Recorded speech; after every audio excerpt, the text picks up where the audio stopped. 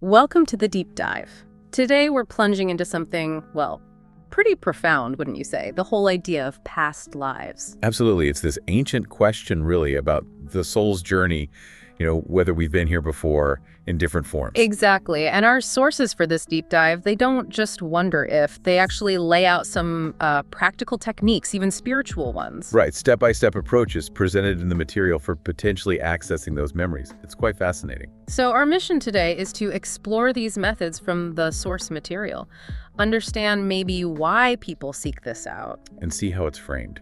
Not just as like a mystical adventure, but as a real journey into yourself, potentially transformative. Okay, so starting with that why. The source material seems pretty clear on this. It links exploring past lives to tackling issues you might be facing right now. Yeah, exactly. Things often talked about as karma, or maybe just those repeating patterns that keep showing up in life. Yeah. Could you elaborate on that karma concept as the source presents it? Sure. The sources often borrow from Eastern ideas, but make it quite accessible. They describe karma as sort of accumulated energy or the consequences of actions from past lives. And these consequences, they suggest, can manifest now as recurring challenges, sticking points, lessons we haven't quite learned yet. So those persistent struggles, maybe with relationships or money or certain emotions that just won't shift, the source is saying these might not be random. That's precisely the idea presented, that these repeating issues, these difficult spots, could actually have roots, origins in past life experiences. Okay. And here's the key insight from the material. By uncovering these potential roots, by understanding the energy patterns, that's where you get agency. Agency to do what exactly? To break the cycle. The sources suggest this awareness is the crucial first step. It allows you to consciously choose differently, rather than just repeating the pattern unconsciously. Okay, so it's less about, finding out if you're Cleopatra. Right. Much less about that. And more about healing and growing in this life. Absolutely. And beyond just tackling problems, the sources really highlight the connection to spiritual growth, to soul evolution. How so? Well, the core idea presented is that each lifetime is like a classroom for the soul, a chance to learn and grow. Makes sense. So, by becoming aware of past lessons, maybe ones you aced, maybe ones you're still working on, you can approach your current life with more intention, more consciously. And gain a deeper sense of your own journey. Exactly. A deeper understanding of your soul's path. It's about using potential wisdom from the past to live more fully now. That really does reframe it. It sounds like it's about speeding up that personal and spiritual growth process. That's a good way to put it. So if someone listening feels drawn to this, feels ready to explore, where do the sources suggest they actually begin? How do you start trying to access these memories? Well, the good news is the sources offer quite a few different paths. They seem to suggest different things will click for different people. And they really emphasize that you can start with practices that are, well, pretty accessible, things you can try on your own. Like what? Where's the starting point? Often the sources point to deep meditation as a really good gateway. It's presented as a powerful way to quiet that busy conscious mind. Right, the everyday chatter. Exactly, to allow those subtler impressions from the subconscious, which is where they say these memories reside, to sort of bubble up. Okay, but meditation for past lives. Right. Is there a specific technique in the source material, more than just sitting quietly? Good question. Yeah, they usually assume, the basics: find a calm space, comfortable position, focus on your breath, that sort of thing. The really specific part for past lives is setting a clear intention. Before you even start the meditation, you mentally state quite firmly something like, I am ready to witness a part of my past lives. Setting the intention. That feels important. What happens next? Then the sources often suggest a visualization. Visualize a tunnel of light. You imagine yourself stepping into this bright, warm tunnel, and you visualize it gently carrying you back through time, into the past. The material suggests this acts like a symbolic pathway for your consciousness. Interesting. Like programming your mind to go back. Sort of, yeah. And then the main instruction is, let the images flow. And this is crucial, according to the sources. Don't judge. Don't dismiss what comes up. Even if it seems weird or vague. Especially then. Vague images, feelings, even just sensations, they're all potential clues. The material says that with practice consistency, these impressions often get clearer, more detailed. So patience and trusting the process are absolutely key here. Totally. The sources really hammer home, repeat and be patient.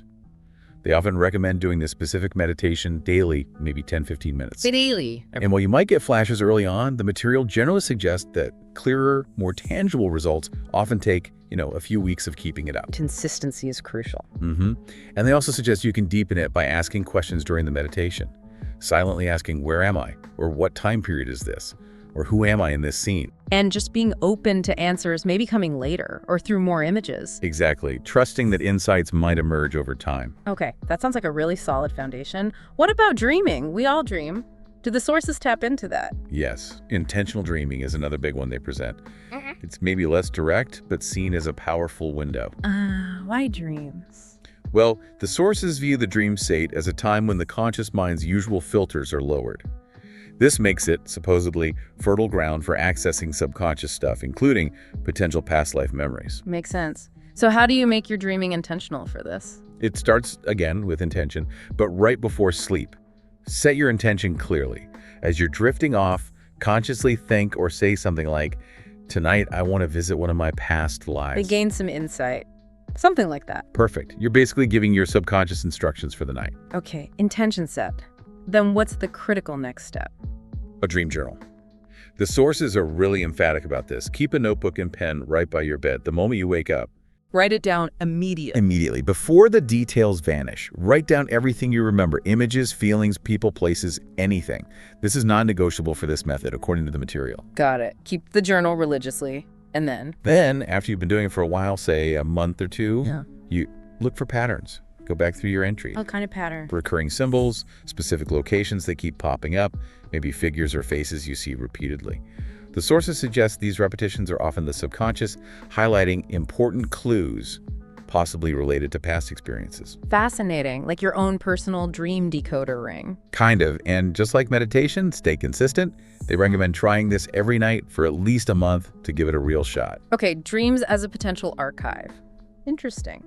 The sources also mention a more creative approach, creative writing. Yes, this is framed as a more subtle, maybe indirect route, a way to kind of sneak past the conscious mind's defenses. How does that work? Are you trying to write about a past life? Not directly, no. The idea is more about tapping into your soul's history unconsciously. First step, create a character. Pick an era or setting that calls to you. Invent a character living then. Give them a story, feelings. Okay, create a fictional person. Right. Then, the key is, let it flow. Write freely. Don't censor, don't edit yourself as you go. Just let the story unfold naturally. And where does the past life connection come in? It comes later, during reflection. After you've written a chunk, read it back. The sources say to notice any themes, any strong emotions the character has, or specific details you wrote that feel, well, strangely familiar. Familiar even though you consciously made them up. Exactly. Those moments of unexpected resonance, that feeling of, where did that come from? Those are seen as potential echoes from your own deeper, perhaps, past life experiences. Huh. That's a very intuitive method. Less direct pressure, maybe. It seems so. Now, shifting gears a bit, the sources also talk about discovering karma through repeating life patterns. This is less about accessing specific memories and more about reading the clues in your current life. Using present-day challenges as a map. Precisely.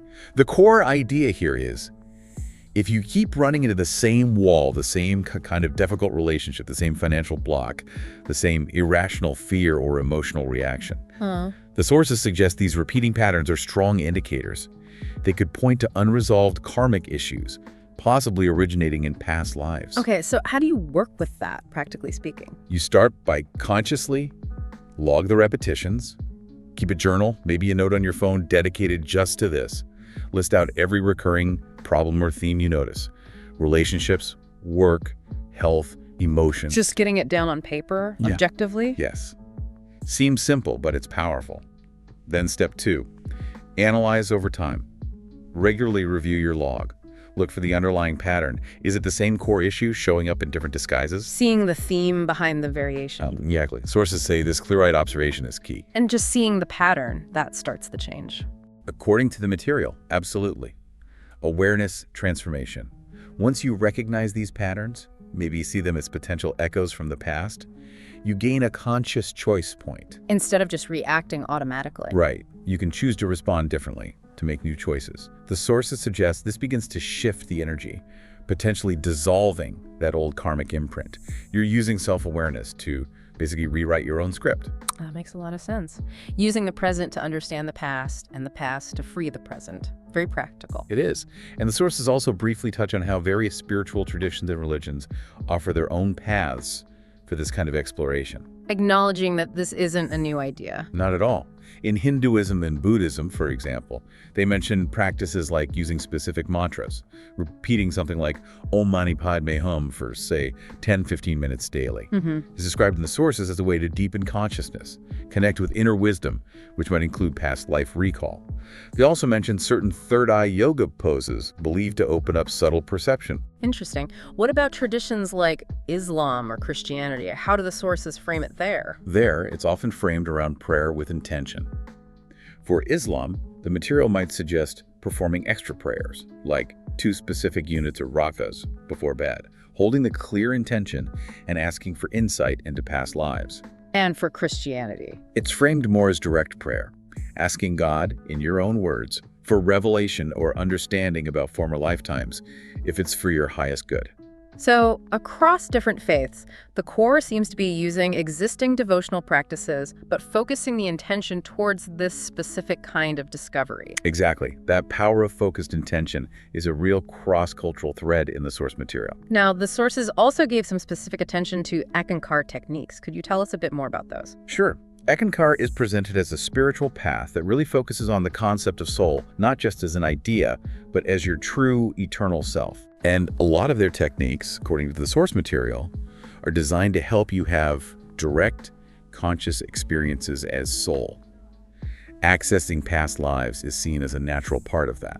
How do they approach it? What are some methods? One key method is guided meditation, often using audio recordings or working with a teacher. These meditations are specifically designed to lead you into deep relaxation and heightened awareness. Is there specific visualization involved? Yes, one prominent one mentioned is the time tunnel visualization.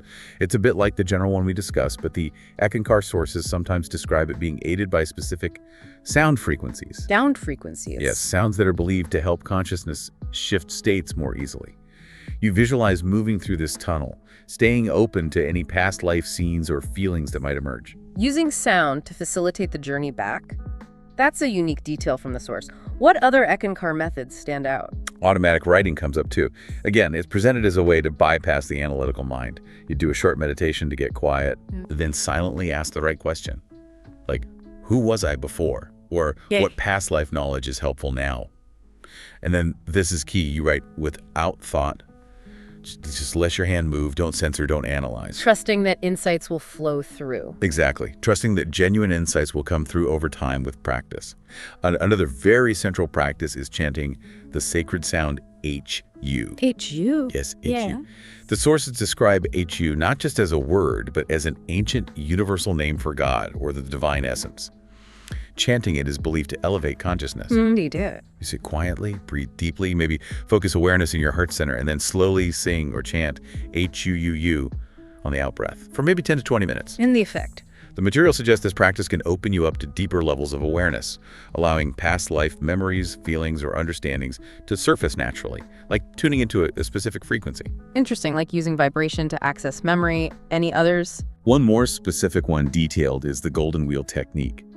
This is a visualization exercise.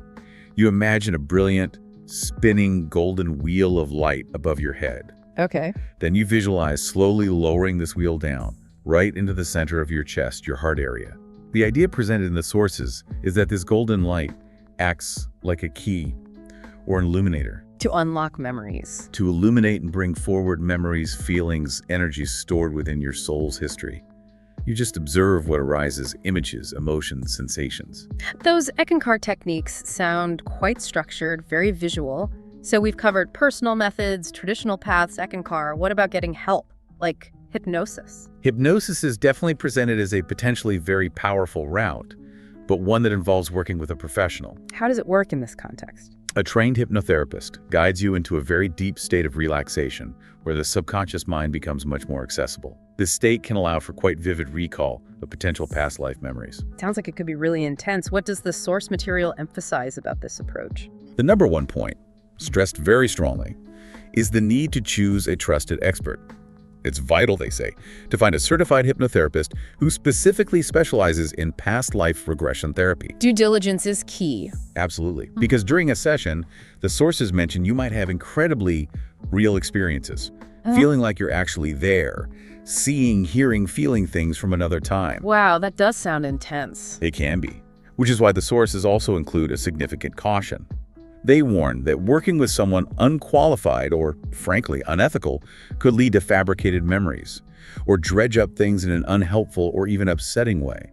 So vetting the practitioner is non-negotiable for safety and authenticity. Definitely. That's the clear message. Makes total sense. Okay, so we've covered this wide range of methods: meditation, dreams, writing, looking at patterns, spiritual traditions, ekankar, hypnosis. Are there any common threads, any essential keys to success that the sources highlight across the board? Yes, definitely. The material points to several core principles that seem to apply no matter which technique you lean towards. First up, and maybe most importantly, patience and persistence. We heard that before. And the sources are unanimous on it. Past life recall is almost never like flipping a switch. It takes consistent effort, weeks, months, maybe longer. The results tend to unfold gradually. So managing expectations is important. Don't expect a Hollywood movie on day one. Exactly. Second key, believe in yourself, or at least suspend disbelief.